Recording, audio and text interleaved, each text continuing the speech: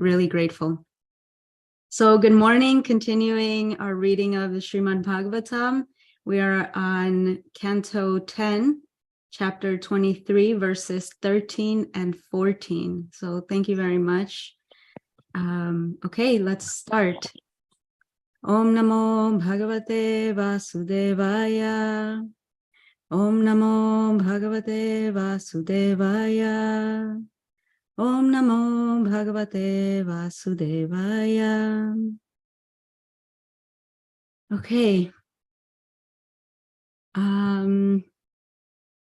Okay, so can we share the verses on the screen, Prabhu? No, I can do that.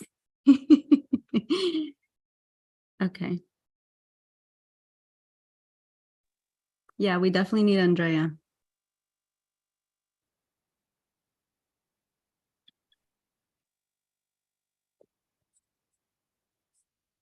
Okay, where are you? 10, 23, 13, and 14.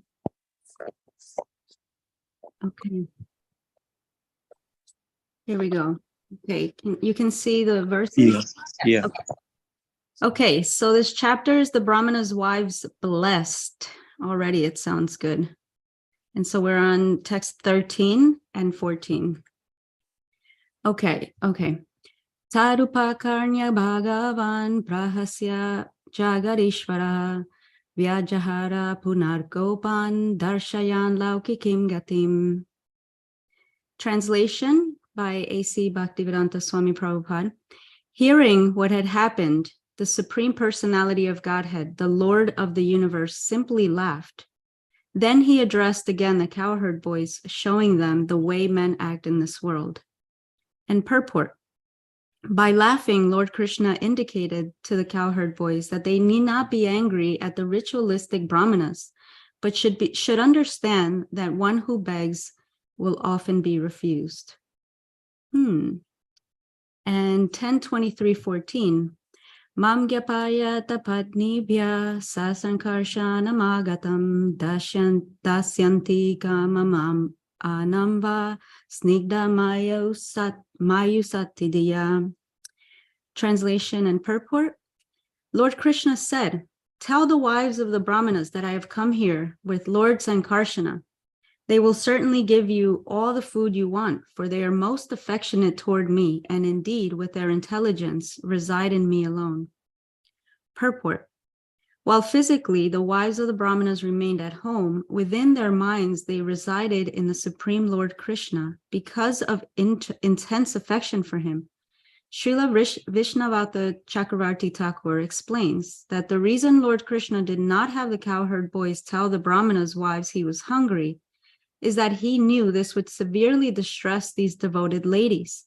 Simply out of affection for Lord Krishna, however, the wives would be happy to give all the food requested of them. They would not need their husband's prohibitions since they resided within the Lord through their transcendental intelligence. Namo Vishnu Padaya Krishna Prastaya Bhutale Srimata Bhaktivedanta Swaminiti Namine Namaste Saraswati Deve Gauravani Pacharine Nirvisesha Sunyabadi Pashatya Desha Tarine Vanchakalpatarubhyascha Kripa Sindhuvya Evacha Patitanam Pavanevyo Vaishnavevyo Namo Namaha. Jaya Shri Krishna Chaitanya. Jaya Shri Krishna Chaitanya.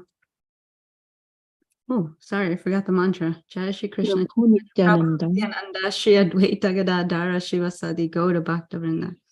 Hare Krishna, Krishna Krishna, Hare Hare. Hare Rama, Rama Rama, Hare Hare. Okay.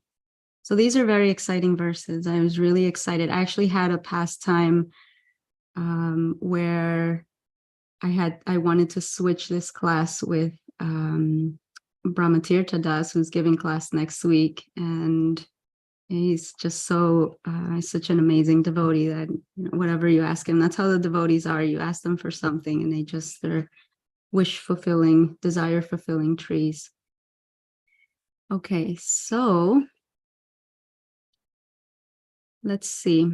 Okay, so we're going back to this, the first verse that says, hearing what happened, the Supreme Lord of Godhead, the Lord of the universe, simply laughed. Then he addressed the cowherd boys, showing them the way men act in this world. So what does this mean? So the word that's used in the Sanskrit here is laukikim, which is related to the word loka, and it means ordinary world, the material world, what we refer to as the material world, the common world. When we say the way of the world, that's what we're talking about. We're talking about this world, the way that things are done, what's commonplace. And it's very interesting because Krishna, he's the Supreme Personality of Godhead, and yet he's coming, behaving as someone of the world, which is very interesting. He's not behaving as the Supreme Personality of Godhead, and sort of, he could have at any moment put anyone in their place, these brahmanas who refused him food, but he was showing the cowherd boys what it is to be in the world. So gatim is the way. It's related to gata. And I really found it interesting that he's laughing. So prahasya, pra means forward or outward, and hasya means happiness, like mirth, joy. So he's and often with laughter. So he's showing he's showing his very honest reaction in that moment. And then Srila Prabhupada says something really interesting in this purport. So he says, by laughing, Lord Krishna indicated to the cowherd boys that they need not be angry at the ritualistic brahmanas, but should understand that one who begs will often be refused. So why is he saying that? Why is he saying that one who begs will often be refused? So what is it about begging? So there are a few things that are going on here that Krishna is showing. It's because it's saying he's showing the way of the world. This is exemplary. He's instructing what the word that we know as acharya, right? One who shows by example. So he's instructing them by doing what he's doing. And so we're to take example. The cowherd boys are taking example. So the first thing is his reaction. He's laughing. He thinks it's funny. He doesn't get upset. He's not, what happens when someone says or does something that either we're not expecting or we're not happy with, isn't fulfilling our needs or our desires. We're immediately angry. We start to be judgmental, and maybe we have some resentment, or we just lash out at them. And his reaction is non-judgmental. He's not judging the brahmanas. And he has an honest response. It doesn't mean that anytime someone does something that we don't like, that isn't appropriate, that we should, we could laugh about it. That's actually a good response. Just laugh it off. But what's important here is that it's an honest response. Honest response will trump anything else. Of course, we're going to be appropriate in that honest response, but it's still honest. So he's showing them how to, by giving his example, he's showing them how not to be judgmental, how to be honest, and how to have an appropriate response. His appropriate response also included a plan B. And so he's not obsessed now with the brahmanas. He says, okay, we'll do something else. Okay, so this is what we mean by, sometimes we say tolerance, but what does that mean? That just means be open to something else. Don't get stuck in what's happening, because when we don't get our way, it's very easy to just focus on that, and it becomes the center. And then we lose the ability to have a wider perspective and open our minds and open our hearts and come up with a different solution. Just find something else. So why is a beggar always refused? What is begging? Begging is asking for something and expecting nothing in return. And that is against what Krishna is always showing about the law of reciprocity, that that's really the law, that the law of nature in our relationship with him is that we give, and he says this all the time, he reciprocates with us accordingly. And so a beggar is asking something for something and expecting to give nothing in return. So Krishna wasn't begging. He's just, there's just a pastime that's taking place, but that's the difference. That's why you'll always be refused if you're begging. Now, I'd like to hear, this is just one thought. This isn't set in stone about why a beggar is always refused, but it's what I could come up with. Expecting something to be given to you without reciprocating. And that is not the relationship that Krishna has with us and that he wants to develop with us. And therefore, we don't want to develop this kind of relationship where we're always begging, because there's a sense of entitlement in begging. But that's not what love is. Love is reciprocity. Love is just giving, giving, giving. And then because we love the other so much, we want to allow them to give, right? It's equally as ugly when we close ourselves off from receiving. It doesn't allow the other to have the opportunity to give. Have you ever asked someone for support or for help, and they were so happy?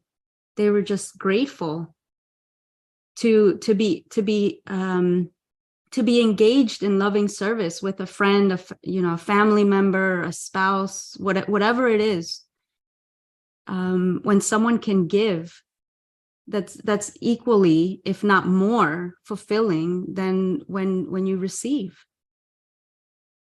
So the next time that someone asks you for help and you are engaged, just thank them for it. Say, yeah, thank you for asking me to do this. Not just thank you for giving me this. It's an equal opportunity. And so there's something about reciprocity here. Out of affection, the women came to give Krishna food, not out of obligation. And so how did these women how did the wives get the affection? They got it from hearing about him. And I think it's actually said here. It's in the purport. Is it in the purport? Simply out of affection. I must have been reading it somewhere else, but it's they got this. Let me just see this. With their minds resided in the Supreme Lord because of intense affection. Oh, I know where it is. Okay. It's in the introduction of this particular chapter where Srila Prabhupada says, by hearing from him, by hearing about him, they had this natural affection from him. That's where it is. So you get this affection by hearing, and out of this affection, wanting to give. So Krishna is thinking, okay, no problem. I don't need to ask anyone for anything when there are these loving devotees who are just going to give to me. And so one of the very important things that this highlights is that, and it happens over and over in the Srimad Bhagavatam, that the principle of what is the highest religious principle. And it's not just following rituals, because the Brahmanas are following their rituals, and they're probably doing it perfectly, and they're doing it very nicely. But the highest principle is actually to show love and affection and act out of that love and affection. And so they are going against what their husbands would probably say, because their husbands are saying, no, we're not going to give this food. And they're putting everything aside. And the highest principle may seem like it's the wrong thing to do, but it's the highest thing. Whereas the Brahmanas are thinking, this is the highest thing, this ritual, and they're ignoring the very simple act of giving in love. So things aren't always what they seem. It's not about just doing something externally or doing something perfectly in a ritualistic manner. And it's not that there's anything wrong with rituals. It's not what we do, it's how we do it, because all of our rituals are actually supporting and holding us, giving us the container in which we can practice this loving exchange, this loving reciprocity. So it's just about being mindful in everything and anything that we're doing. And so there's, from here it goes, Krishna saying, with their intelligence, with their minds, they're always in me. They are always with me. They're always in my abode. So these are all the words that we're finding here: with me, abode. So what does it mean to think of Krishna always? I mean, I know that may sound like a really simplistic question, but what is it actually? It means to be mindful. And it's the true mindfulness, right? We've gone over the last maybe decade or two, or maybe a little bit more, into this whole mindfulness movement, and everyone wants to be mindful. But what are we mindful of? It's easy for someone to say, okay, just be mindful, but of what? And what it is, it's very simple. It's of our relationships. It's of my relationship with everything, my relationship with Krishna, my source, my relationship with myself, my relationship with the world, my relationship with all the things of the world, my relationship with all the other living beings in the world. That's what it means to be mindful of. Otherwise, what do we be? We can be mindful of anything. I can be mindful of what's on the news, the latest political things, the stock market. I can choose a million things to be mindful of. I can be mindful of what's on Instagram today, and then I lose hours of my life. So there's a lot of things to be mindful of, but now we're actually giving it the most natural, the most simple, the most fulfilling thing to be mindful of. And then because we're mindful of those things and our relationships with those things, we start to see how we are, who we are in relationships to these things. And we get, again, it takes us full circle back to real intelligence. Real intelligence is described as knowing what's what. And what that means is that I know who I am, meaning that I know that this isn't my actual forever body. So there are a lot of things that are going to come from this body that I'm in and the things that I experience.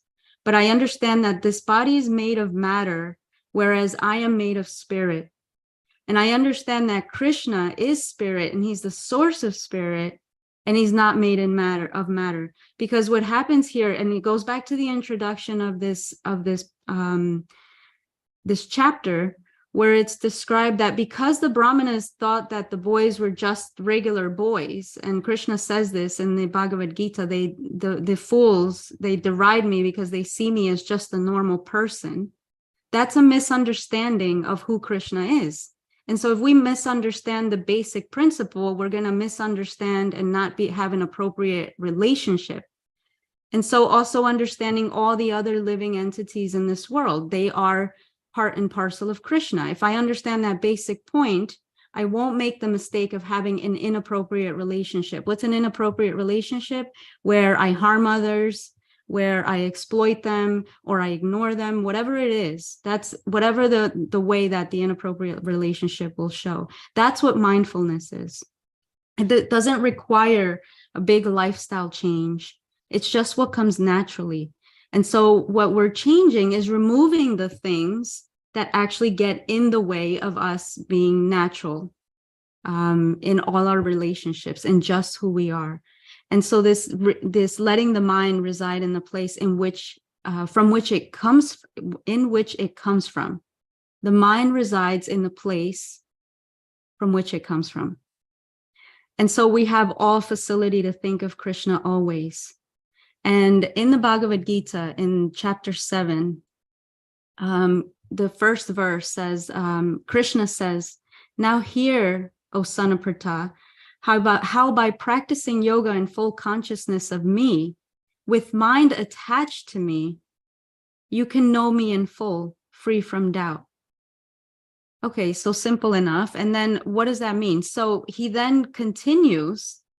And because these verses are linked together, to me, it just says, okay, this is very related. How do I keep my mind on Krishna? And then 3 verses later, he says, earth, water, fire, air, ether, mind, intelligence, and false ego, all these 8 constitute my separated material energies. Okay, this is what this body is made of. They're material. They're still his energies. There's a superior energy, which comprises the living entities. That's us. Superior energy not made of matter, that are his inferior energy, that are exploiting the material world, the things made of matter, the earth, air, and that's the inferior nature. Okay, so he's saying, think of me always, and then he's describing his energies. So this is the most simple way. Everything around me is Krishna's energy. How can I not think of him? When I drink water in the morning, Krishna's energy.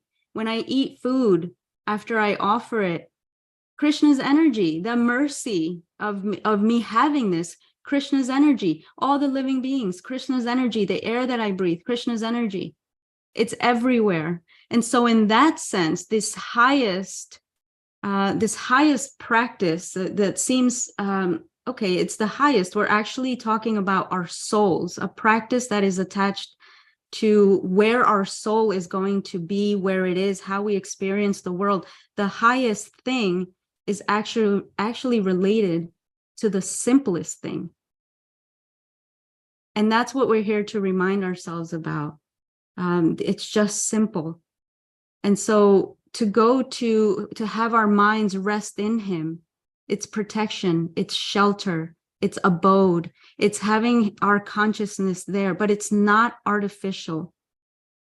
So in the 18th chapter, Krishna says, though engaged in all kinds of activities, my pure devotee, under my protection, reaches the eternal and imperishable abode by my grace. So that's cause and effect. If you do this, then this happens. That's why Krishna consciousness is a spiritual science. But we have to, going back to the beginning of Krishna showing us how to be in the world, we have to be honest about where we are, honest about the difficulties of always thinking about Krishna and trying to bring our mind to the highest, because how else will I be helped if I'm not honest with myself and honest of others about where I am, about the difficulties of dealing with a world full of distractions. I was talking to a friend recently about just this, that only within the last couple of decades has this, the technology exploded in a way that's mind-blowing. And this to me seems, I'm experiencing it as this is not normal. I feel like I'm somehow inadequate because I can't keep up with like 1 million emails, 2 million WhatsApp groups, all the messages, all the phone calls.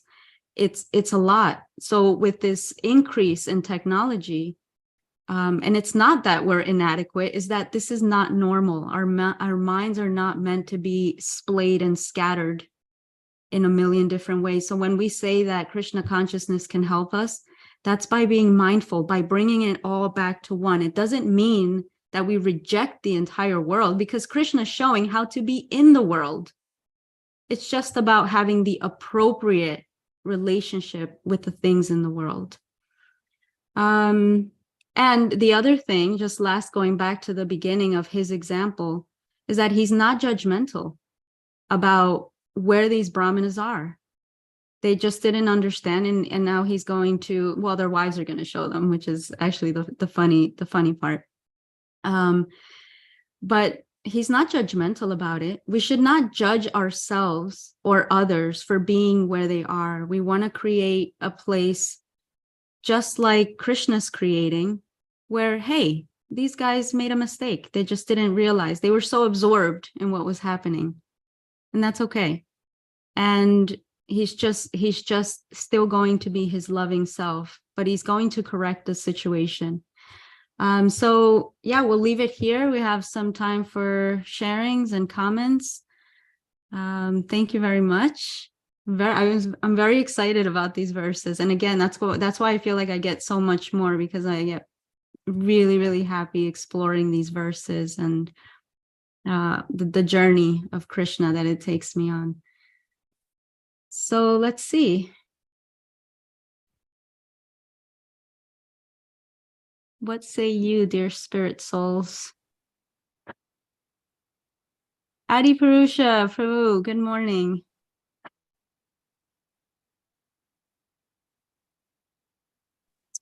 Unmute, Adipusha Prabhu. Unmute yourself. Okay, Hare Krishna. How are you? Thank you so much. Wonderful to hear from you. Your spiritual masters empowering you to speak with such confidence and such wisdom. A beautiful class. In this, Let's go that way. what's that? Oh, Yeah, someone's unmuted. I'll just mute them. in this pastime, we have the dynamic of somebody influencing someone else. The coward boys are trying to influence the Brahmins to do what's right. And then the wives come. In the Bhagavatam, there's Vidura speaking to his brother and influencing him to take up spiritual life. We have, there's Lord Shiva speaking to his wife. Don't go there to the, sometimes the husband is the one giving the good advice. Sometimes the girls are giving the good advice. And sometimes it's your brother or your friend or your god brother. So Krishna is so wonderful that he surrounds us with a support team, so that our first take, if it's not appropriate, we get some modification, some course correction. And the Native American tradition, they say, sometimes a person is like a mouse. The mouse is going along with his nose to the ground, looking in between the blades of grass in very minute perspective. And then sometimes a person can be like the eagle, who flies way up there and has the big picture. We find very often that the girls have a better perspective. They have a tendency like that. Although anybody could be the one that Krishna speaks to us, but we call wife the better half. They have a tendency to see things, not just the rules and regulations, or like you said, the normal, but then Krishna can empower them to influence us to do what's right. So Krishna is so wonderful that even if somebody their first response is not right on, then Krishna can give us, if we're so fortunate to remember that, he can give us somebody else to correct us. So, all glories to Prabhupada. Jai, thank you so much. Yeah, the good influence. That's good. That's why our association is our good fortune. It's our gold. You guys are like better than gold. Shamala Kishori. Haribol Lila Devi. Thank you so much for your wonderful class. It was really practical, and I love the lessons you extracted from the pastime. So I was going to ask you if you could share some thoughts on how to create a culture of, you said like Krishna wasn't judging these brahmanas and he was accepting them for where they were at. And then you were also talking about the importance of us being authentic and presenting as we're at as well. So how do we create this culture of non-judgment and of acceptance and a safe place where people can be themselves? Yeah, thanks, Shamla. I think Krishna shows that the best because he's always so accepting of all of us, of everything and everyone, even when he has to correct some situation like Shishupala or something like that, or Kamsa. Those jivas don't get rejected. They actually go to the highest place. And so that means non-rejecting, because he understands that we make mistakes. We do things, out of the modes of nature. We do things out of passion or ignorance. But I think acceptance starts with ourselves and this radical honesty about where we are. We're in this for the long haul. And it's sometimes it's like playing whack-a-mole, where you think you've got some, you made some advancement in something, and then the next thing pops up, and then the next one pops up. So it's really important to understand what the long haul means. And it doesn't mean to artificially change our lives in a way that is not sustainable and where we're just shoving things down. It's like when people come to your house and you just like shove everything into the closet. Well, same thing happens with our anartas. They're not going to go anywhere. Just next thing that happens, someone's going to open the door and everything's going to pop out. And then what? So better to clean slowly and be honest and say, hey, I kind of got a mess going on here. Please support me while I have this happening. And just be honest, because and it has to start with ourselves, because if we're not honest with ourselves and we're judging ourselves for where we are or where we're not, there's no way in the world, I really believe this, and someone can disagree, but I really believe we won't be able to give that acceptance to another. And our own judgment for ourselves is going to come out towards another. We're going to start being critical. We're going to start judging and expecting people to be different than where they are, because we're expecting ourselves to be different than what we are.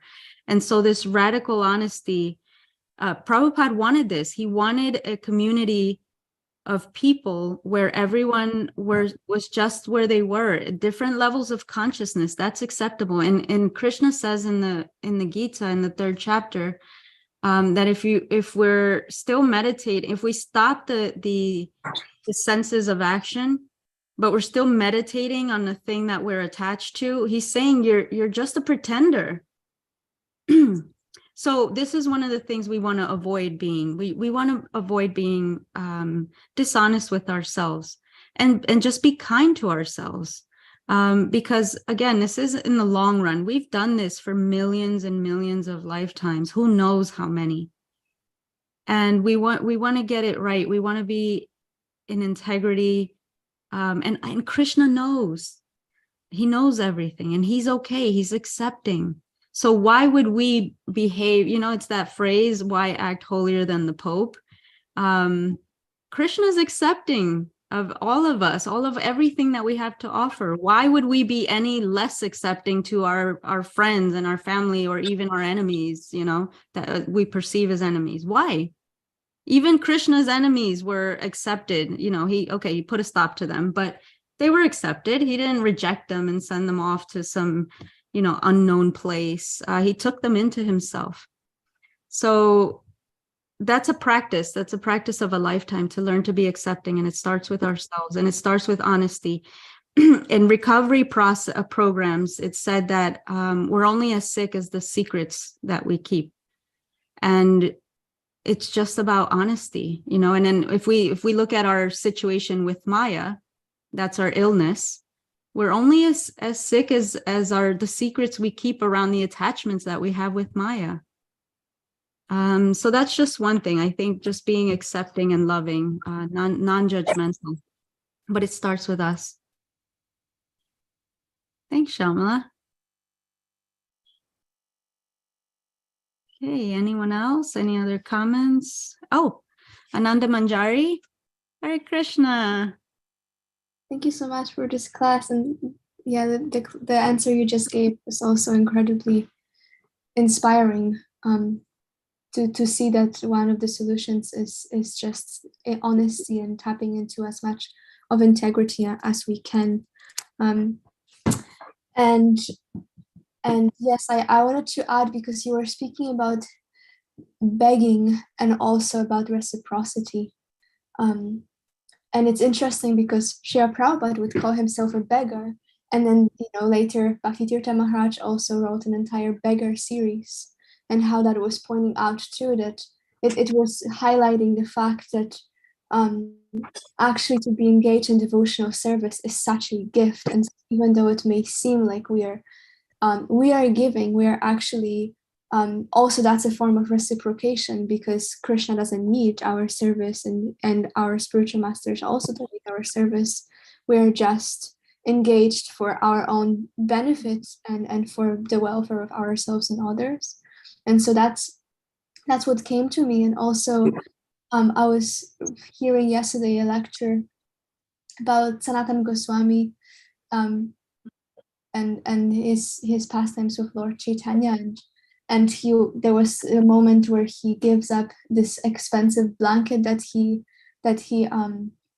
received from his brother, and takes up this beggar cloth, essentially exchanging this very, very precious cloth for just like washed out rag. And then he goes on begging, and Lord Chaitanya is so pleased because it points out to this sense of duplicity of like, how can you ask others to give you something when you are still holding on with attachment to something of your material possessions?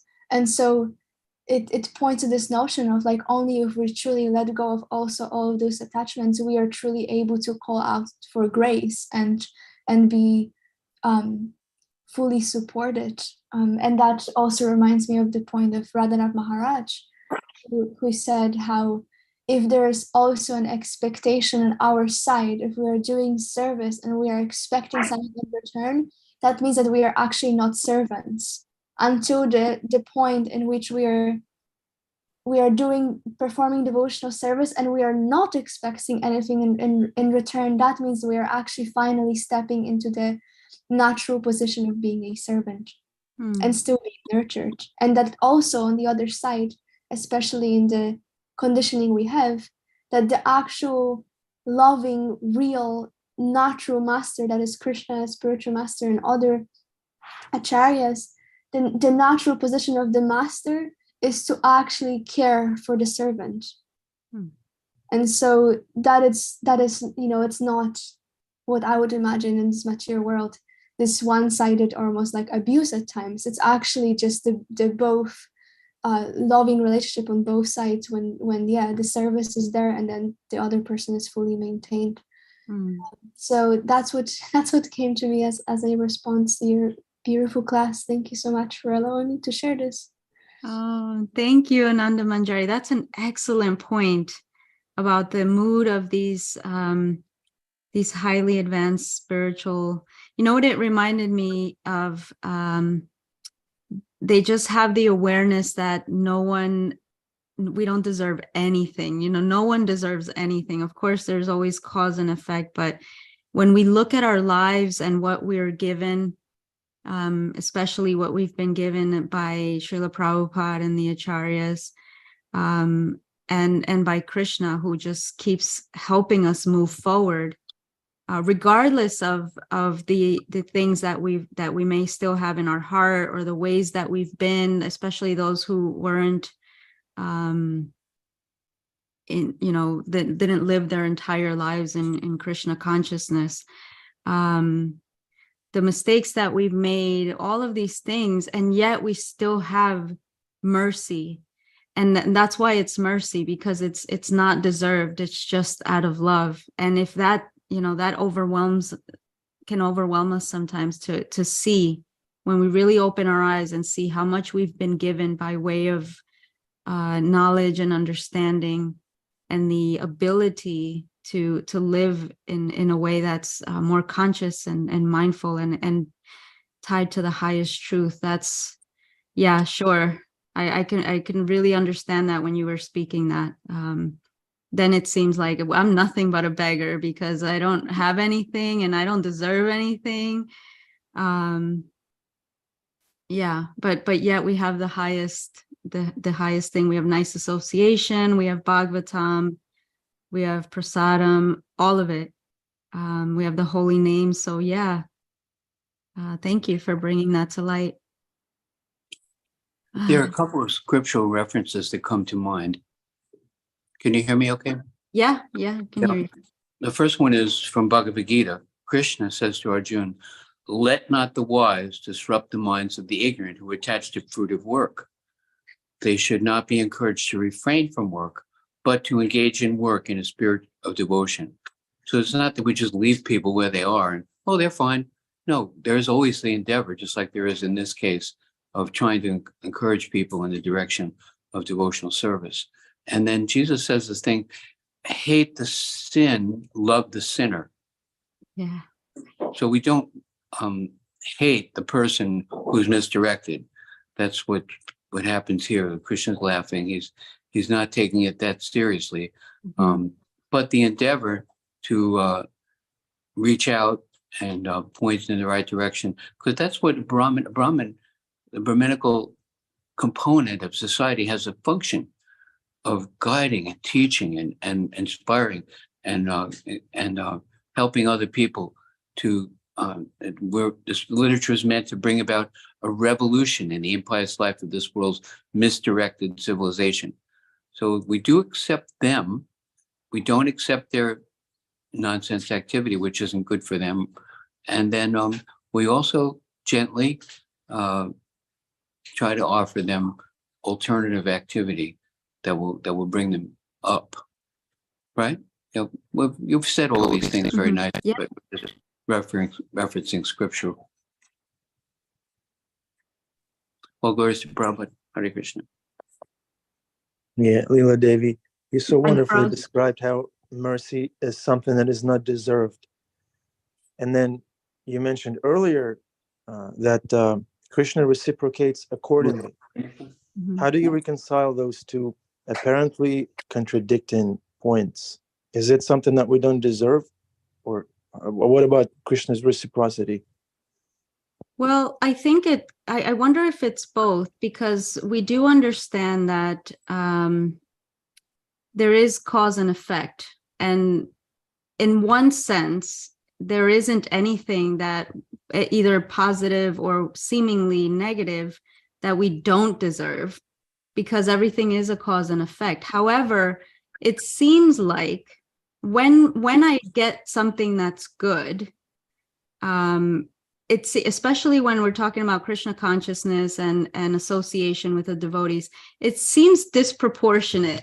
What I've received in comparison to anything I could have ever imagined doing, even if I were to have been the best person in another life, which I'm not sure about, it seems disproportionate what I have Yeah.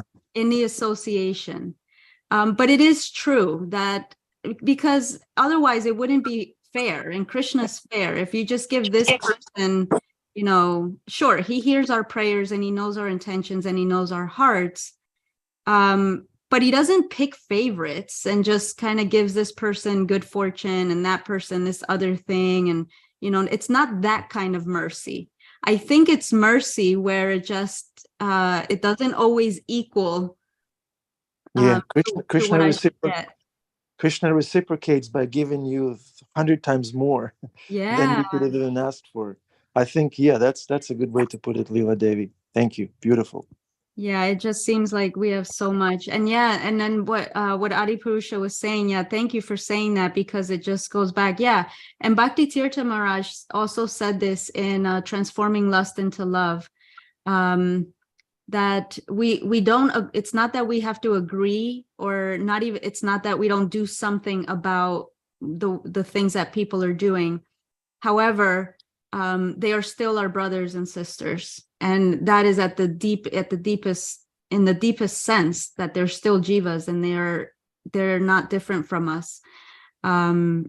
So yeah, that's a good reminder. And also what Krishna's doing, to do it by example, to lead by example, and to be happy, be mirthful like Krishna. And that, I think, gives the highest example. I mean, that's been the best example that I've had moving in Krishna consciousness, is to see how the devotees live their lives, how they respond to the world with joy, with faith, with trust, even when things are difficult. And I say, hey, I want that too. So, and then we cultivate that in ourselves, and then we become the example. But still, that honesty about it is really, really important. So thank you. Thank you for bringing that up. Thank you, Lila Devi. Would anyone else like to contribute to our class? We see Brahmatirtha Prabhu is here. Brahmatirtha Prabhu, Hare Krishna. Thank you very much for giving us your attention. We're bound down to you. Oh, no, Hare Krishna. I'm very glad to hear Lila speak so well and take a little twist on these points that I found very engaging. Thank you. Brahmatirtha, he's part of that good fortune that is way beyond what I deserve to be in his association. Yeah, Krishna gave us Brahmatirtha Prabhu. Wow. Yeah, jewel. Yeah. Yeah, well, thank you. Thank you very much, dear friends, for being here, for your questions and comments. I very much appreciate, and just for your presence, for you being you. I appreciate you very much. Thank you, Lila. Paul, would you like to say something on behalf of Andrea and Priya and Prema? Can you hear me? Yeah. Okay. Hare Krishna, everybody. I actually wanted to thank you, Lila, for a wonderful class. On behalf of Andrea, she sends her love to all of you. But these two verses are I like them a lot because they're about laughter and food, two things that are very close to my heart. And also, I wouldn't be here where I am now if it weren't for listening to my wife. So, there's a lot of times when it's important to, as Adi Guru said, listen to the support system that Krishna gives you, whether they be male or female. But I do like in this verse that Prabhupada says that the women, the wives of the Brahmanas reside with the Lord in their intelligence. So here we have a great example of the women actually being very intelligent, much more than the men. So thank you again, Lila. Well said, Paul Masella. Thank you so much. Yeah, it's a wonderful note to end on. Thank you. Jai. Okay, Adipurusha Prabhu, how far is the darshan? How far are we from being seen by Krishna? Okay, we're getting there. Good. Yeah, I'm so glad my wife never. 2 minutes, okay. Just wanted to acknowledge my better half. If not for her, I wouldn't have been here. Same as Paul. She never hesitates to offer an unsolicited correction, and it's a tough service, but she's doing it. Sometimes devotees are reluctant to do it because they want to be holier than the Pope. But it can be done. It can be done affectionately, lovingly, jokingly. Correction can be offered, and I personally, as a beneficiary of corrections, really, really wanted to acknowledge that and appreciate that. Thank you, Lila. Beautiful class. Yeah, it's great when we can help each other grow and be open to speaking to each other honestly. That's really important within a community to, rather than, if something's happening, doesn't feel right, or it's not in line with our values, rather than being judgmental and criticizing and going to speak to someone else about it in a critical way, it'd be good to have a conversation with that person, and then we help each other grow. So Ananda Manjari also practices nonviolent communication, and this is one of the tools that can help us in our Krishna consciousness and how to communicate with each other within a community in trying to uphold the highest values. And so I highly recommend that also. Yeah, it's really important that we are honest with each other. Yeah. Vaisheshika Prabhu says, I live to be corrected. Yeah. But who's gonna offer the correction? So if we have a devotee on this call who is available to offer correction, please put your name in the chat. We'll reach out to you when we need a correction. Okay? Don't be shy. Somebody has to do this service. I'm open. Not Ananda Manjari. She's too non-violent. Ananda Manjari. Oh, you know what? Nonviolent communication. Oh, Jai. Okay, darshan time. Cameras on, if you can, please.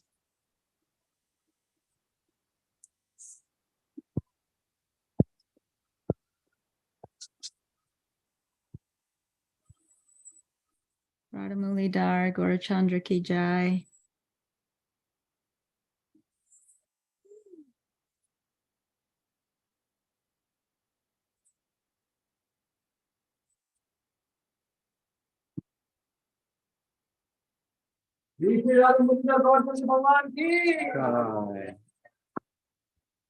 Wow.